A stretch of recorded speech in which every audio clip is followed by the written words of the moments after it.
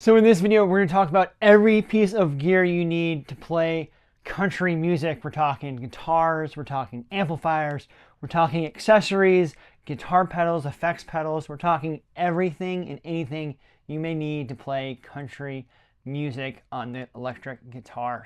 But before we get into it, if you're looking for a cheat sheet that goes over everything you need, whether it's an equipment list, it is a technique list of all the techniques you need to learn how to play.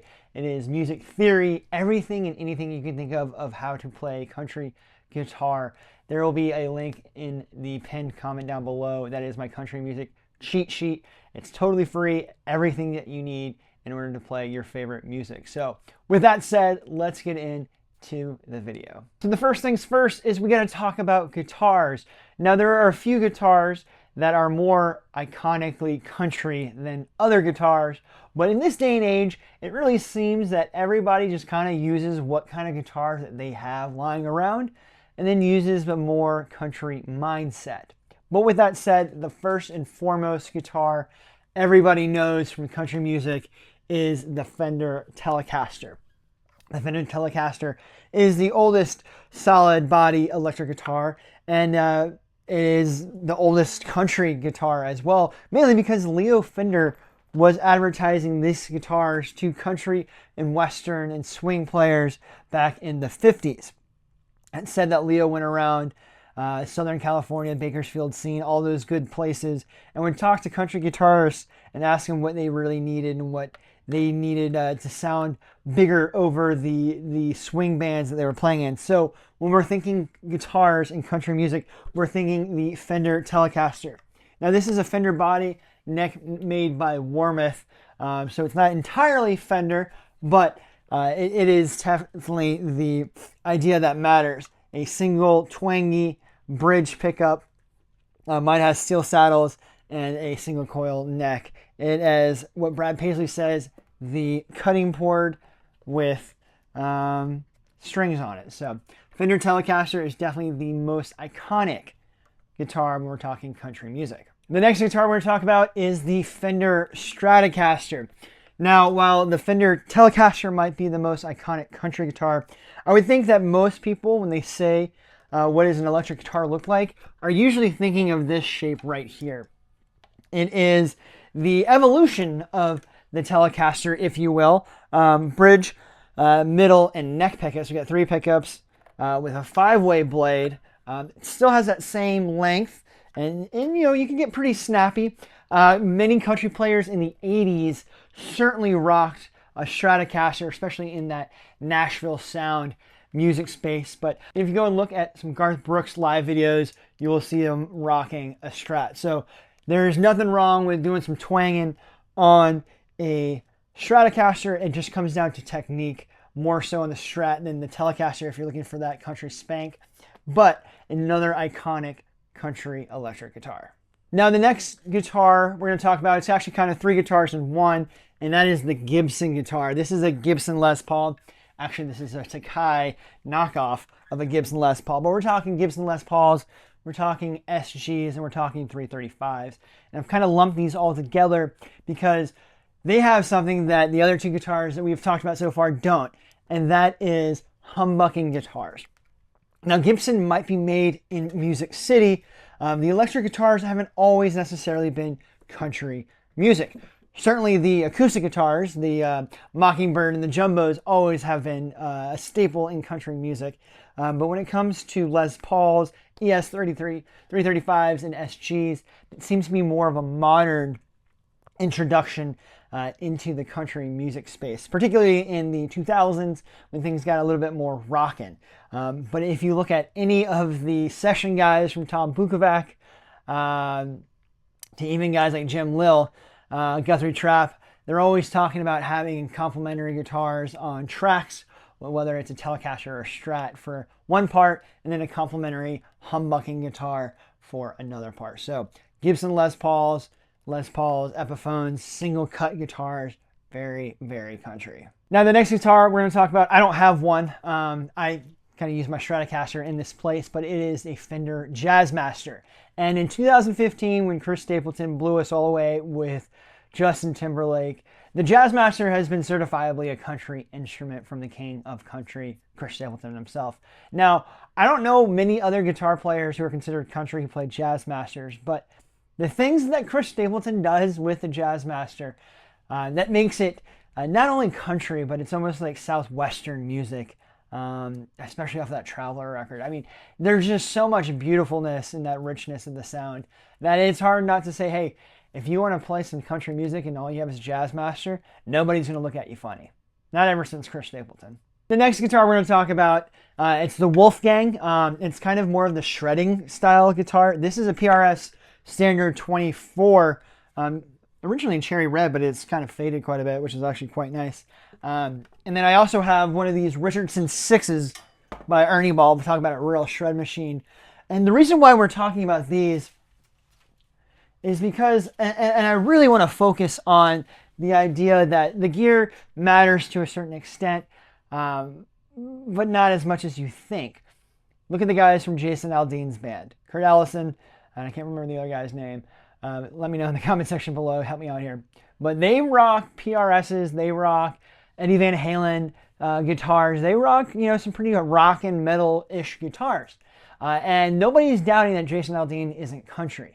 Sure, it is a lot more rock influenced.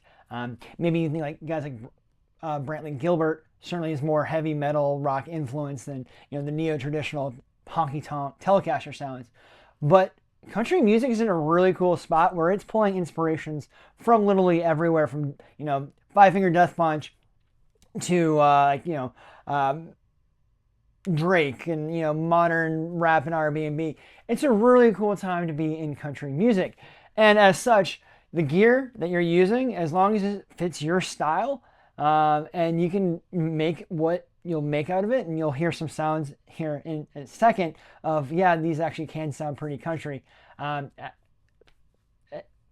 Suffice to say, if you find a guitar that fits your vibe, you can make it twang up a little bit. Now, the Firebird is an interesting one. I can only really think of two people who play a Firebird. It's Clay Cook from the Zac Brown Band and John Osborne from the Brothers Osborne. But if you walk into any bar in Nashville, particularly down in the kind of the more touristy honky-tonk sections, it won't be long until you start hearing a Lynyrd Skynyrd song.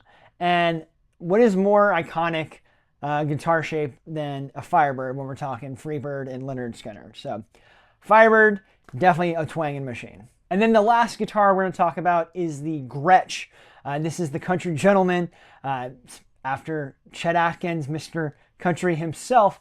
While Chet Atkins is more known for his kind of jazz, sophisticated Chet picking, the hybrid Travis picking style stuff, as well as being producers for essentially the entire 80s of the country Nashville sound, record sound. He's a phenomenal guitar player, and you would be hard pressed to say, yeah, Gretches are pretty country instruments as well. I don't own a Gretsch, probably won't ever. Not really of interest to me. I like the idea of a hollow body PRS style instead, but that's just me. If you have a Gretsch, don't be afraid to play some country music on it. Nobody's going to turn their heads. And that's kind of suffice to say, like, whatever guitar you have, if you have a country mindset, you can make anything sound country. I'm going to talk about one more thing, and then we're going to get into playing some passages that are all the same, but on these different guitars, so you can hear that, yeah, I mean, as long as you know what you're doing with your fingers and your technique, you can make anything sound country. And the last thing I want to talk about is the G bender and the B bender. It all started with Clarence White and Gene Parson from the Byrds. They wanted to get a pedal steel-like sound out of their guitars, so they came up with this idea called the bender. And you can either move it for the G or the B, depending on your make and model. And what it essentially does is it takes that string and it can pull it any way up from a half tone up to, I think, 1.5 full tones of pitch, whether it's on the G string or the B string. And it really does help get that pedal steel sound. So very, very country. You can see them a lot, mainly on Stratocasters and Telecasters, mainly Telecasters. But if you ever play a G bender or a B bender, just know that is a country music machine. So with that said, let's hear some clips of me playing some some just classic country lines through all these guitars, just so you can get an understanding that, hey, like, it's not necessarily the guitar that makes the sound, but it's your, your fingers and your tips. But there are certain guitars that do portray a certain image, and unfortunately, when you're playing live music, you definitely want a certain image, especially if you're in a country band. So let's hear those clips, and we'll get on to the rest of the video.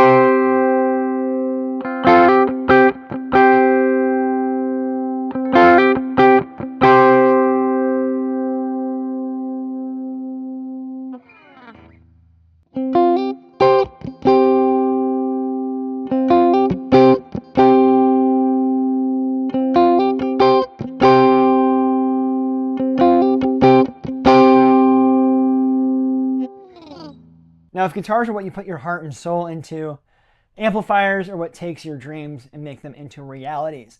And I have a very strong opinion about this, that there are only really three types, three flavors of guitar amps that you really need to make country music. I'm going to be talking about more so brands and actual models here. And those three flavors of amp modelers are the Fender Clean, the Vox Chimey, and then the Marshall kind of overdriven sound. And I think if you have those three sounds, whether it's from a traditional amp modeler, from a traditional tube amp, or anything and everything in between, plugins, I think you can't go wrong, and I think you can play most music with those three amp model styles. So let's first talk about the Fender Clean amp style. So when we're talking clean country amps, we're talking Fender Twins, Fender Deluxes, Fender Bassmans, which are kind of modeled after Marshalls, which we'll get to in a second. But if you really want to think of country music, it's usually through a clean Fender amp. Ask anybody from John Osborne to Brent Mason to Don Rich, literally all of those guys and in between, they're all playing clean Fender style amplifiers. And I personally think with a Fender Deluxe and some pedals, you really can make any sound that we're going to talk about today going forward. So I think the most versatile amp you can think of when it comes to country music is a clean Fender amp. Now, while the Fender style amps kind of have the king of country sound locked down, I think Vox also has a very prestigious place amongst chicken pickers in particular, especially fast guys like Jerry Donahue, Brad Paisley, John Jorgensen, Kenny Vaughn. All the really, really fast chicken picker guitar slingers in country music seem to be rocking Vox amplifiers. I'm not sure why. That just seems to be something that I've noticed. It's very chimey. It's a very different style. But British music, British amplifiers can make pretty American country music sound great. So check out a Vox if you're into the more fast chicken picking stuff. And then the last style is the Marshall style. Now, Marshalls have a huge range of amplifiers. Fender seems to be more on the clean side. Vox seems to be more kind of like in the brighter, cleaner side as well. But Marshalls can go from anything from the clean JTM 45s all the way up to the dual rectifier stuff. So I'm talking Marshalls. I'm talking more of the Marshall Crunch, kind of more modern stuff, where early 2000s, even maybe late 90s, kind of introduced the more rockin' sound. Heck, we even have guys like Jason Aldean's band who was playing through 5150s by Eddie Van Halen, which are clones, or not clones, but copies, inspirations of Marshall amps. So who says country can't rock? I think everybody agrees that country can rock. So if you're looking for a more rockin' sound, you definitely want a more Marshall-y sound amp. Now, with that said, I just think those are my top 3 recommendations. If you have like a PV or something like that you really like, or say you like, a PRS Archon or whatever, like those are just suggestions. Really, it all comes down to your personal preference. Maybe you're like super chicken picking and want to play super fast, but you want to play on clean Fender amp. There are no real set rules. These are just ways to help narrow down the decision paralysis that might come. And with that said, there are also ways to get all 3 of those amps in one small package, and we're talking amp modelers. Amp modelers have been around for about 10 years now. They've been in vogue for about 10 years. They've been around for probably about 40 years, but they're now getting to the point where people can't tell the difference. You have your things like your Kemper profilers, which will capture snapshots of real tube amps. You have more amp modelers, kind of like the Fractal stuff, Fractal Audio. I have the FM9, that is my go-to board. But you also have like the Neural DSP. You have Line 6's Helix and HX Stomp models. I've done plenty of videos on those, and I think these are insanely good as well. And the cool thing is they have all different sorts of amp flavors already built in. So maybe you want a chicken picking, clean, Fendery sound on one song, and the next song you want a Vox. You can do that without having to lug around a bunch of amps. Amp modelers are great. I think everybody should start checking them out.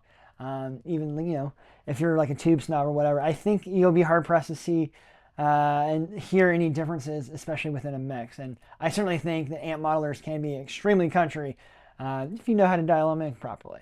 Which leads to my next point of edge of breakup, dialing in those amps properly. Unless you're playing super duper clean Don Rich style Telecaster lines, you want to set that amp to right before it starts really breaking up and distorting. This is called the edge of breakup, where it's still pretty clean, but it has a little hair on it. And then if you really want to get it over to the more saturation side, you can put a clean boost or a slight overdrive pedal, which we'll talk about here in a second, to give it to that next level. Setting the edge of breakup and then kind of doing the EQ to make it fit in the mix seems to be where guitar amplifiers work best. And that's personally where I think country guitar sounds the greatest. So dial in your gain to the edge of breakup, do some EQing to make it sound right, and then you're off to the races. And then last but not least, if you're running a guitar amp, a physical amplifier, whether it's tube or digital, solid state, whatever. You got to learn how to mic it up properly. I'm not a radio engineer. I'm not a microphone engineer. I'm not a music engineer, so I'm not very great at this. I run amplifiers and through my Axe Effects and amp modelers for this exact reason. I don't have to think about it.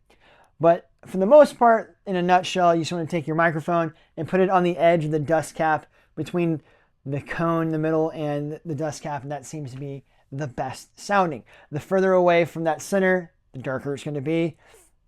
The closer to that center, the brighter it's going to be. Subsequently, further back, it's going to be fuller, and closer to it, it's going to be more of a direct sound. So play around with it. Like I said, with all of this, there is no rhyme or reason. There's just best practices. But whatever sounds good to you, well, that's good enough for you, and it's good enough for me, and I think you should run with it. So check out some other YouTube videos on this if you're more curious about miking amplifiers. I'm not the best person to talk about it, but something to think about if you're going to rock a tube amplifier or an actual amp on stage.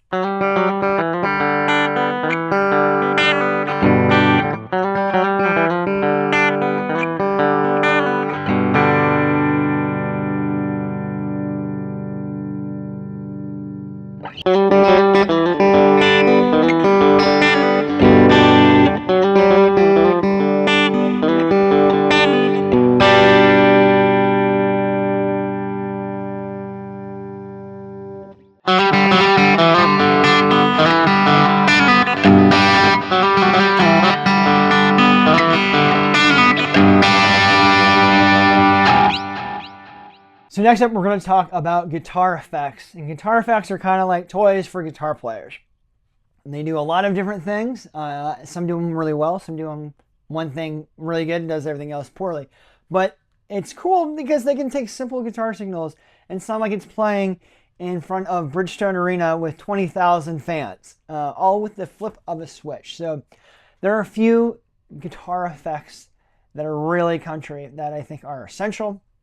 And there are some that add some more, flavor that are very prominent in country music. And then there are some that have no business in country music, but if you can find a way to make it country, more power to you, because it's all about art and expression here. So let's talk about some of the effects that are more popular in country music. And the first and most important effect is the delay. It's kind of like the Telecaster or the clean Fender. It is the iconic country effect unit. Everything from James Burton all the way up to Brent Mason in modern chicken pickers. If you have a clean slapback delay, you will instantly sound more country. If all you had was a clean Fender and a delay and a Telecaster, you can make your way through most country gigs. I once heard a musician say, right before he was playing the Grand Ole Opry, that you're not allowed to have any guitar pedals on stage. So much that he was like, all right, I gotta abide by it, but I still need to have my delay pedal on there. So if you really want to have one country guitar effect, it needs to be a delay. Now, the second most important guitar effect, I think, is the compressor. Compressor literally takes your guitar signal that looks kind of like this and makes the highs a little less high, a little less loud, and the lows a little higher. It kind of squeezes it, essentially. And this is really, really critical for chicken picking, and to make them all sound nice and even, but also give it a little bit more of that snap. Now, a lot of guitar amps will compress as they get louder and add a little bit more gain, but if you really want that clean sound, adding a guitar compressor before the amp will really tighten up that chicken picking. Now, cowboys are known for their grit, and their guitar signal is no different. Now, it comes from all three different main flavors of drive. You have overdrive, fuzz, and distortion. And country music really ranges from no drive, clean chicken picking, all the way up to like Brantley Gilbert, who's almost considered country metal. The chances are, if you're watching this, you know what overdrive and distortion and fuzz are. It just really depends on how much you want within your signal. The Nobles ODR is a Nashville staple, and definitely one that you should check out. You probably haven't heard it nearly as much as like a Tube Screamer or a Boss DS1, but overdrive is kind of more of a personal taste. How much grit do you want in your country music? You want a lot? You want a little? You want somewhere in between? Or you want the ability to do all of the above? It really comes down to personal preference. Now, next up is the phaser, and phaser is very unique. A lot more prevalent in like rock and metal music, but In the 70s and 80s, especially in outlaw country, phasers were huge, particularly with Waylon Jennings. If you haven't heard some of those albums, or you hear kind of more swirling sound, especially when playing chords, that is a phaser. And if you're looking for more of that outlaw sound, a phaser is definitely necessary for country music. And lastly, chorus pedal. Chorus pedals, kind of like phasers, they were very popular in the 80s. And if you've noticed that 80s references are very in vogue right now, particularly in country music, whether it's Keith Urban's Wasted Time, Brad Paisley's Old Alabama, Brothers Osborne, Midnight Rider's Prayer. There's a lot of references to 80s music and subsequently 80s sounds as well. Chorus was drenched all over the 80s pop music and, pop rock, pop country as well. So if you want to add some 80s flair to your country music, definitely add a chorus as well. Now, it's great. You've talked a lot about a bunch of different effects, Ryan, but what order should I put those in? Well, there is no right reason, and I know you're looking for a general best practices. And it goes tuner, like a pitch altering effect, kind of like a Digitech drop pedal, then usually a compression, then your gain, modulation, delay, and then reverb. Now, if your amplifier has a effects loop and you don't want to utilize everything up front, everything after the gain typically will go into that effects loop. That will make it sound different than if it went into the beginning of the amplifier. You can certainly go either way, but there's a unique sound with a delay in front of a dirtier amp than versus a delay in the effects loop of a dirtier amp, and vice versa with clean stuff. So really just play around with it, but that is the typical order that you want to use when setting up your effects pedals. The next thing I want to talk about are accessories. Just because you have your guitar and your amps and your pedals doesn't mean there aren't other things that you might want to consider. These aren't necessary items, but they certainly can make your playing a lot more enjoyable. Things like capos, especially if you need to change the key very quickly. Guitar picks. I think guitar picks are almost a necessity, especially if you're playing chicken picking. Guitar straps, guitar stands, both more important when you're playing live than maybe sitting at home at a desk or a studio. Things like guitar strings, very important. You don't want to keep those dusty old strings on there forever. A guitar tuner. If you don't have a guitar tuner pedal, one of these clip-ons, and I don't have one here laying around, but you want to have your guitar in tune. So there are definitely a bunch of different accessories that you want to consider when you're building out your country guitar kit and rig, so to say. That's everything that you need to consider when buying your electric guitars for country music. I know I went over a lot. There'll be some affiliate links in the description box below if you want to check out some of my favorite stuff. Check out this video here. It goes over literally everything, and I mean everything you will ever need to play country music, from theory, the choices that you need to make, some suggestions from artists to get some inspiration, and I'll see you over there. And until then, let the music play.